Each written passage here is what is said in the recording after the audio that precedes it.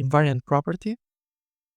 The invariant property states that for both subtraction and division, if you apply the same number to both sides of an equation, the equality remains unchanged.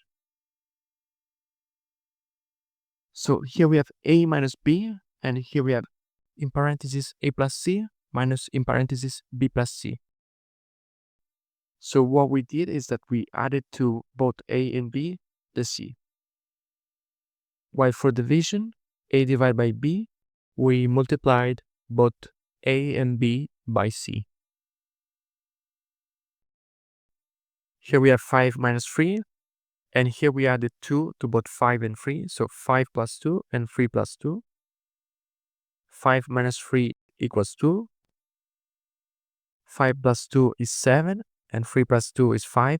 7 minus 5 equals 2. So the result doesn't change. 12 divided by 6, and here we multiply both 12 and 6 by 3. So 12 times 3 and 6 times 3. 12 divided by 6 equals 2. And 12 times 3 is 36. And 6 times 3 is 18. So 36 divided by 18 is 2. So the result doesn't change.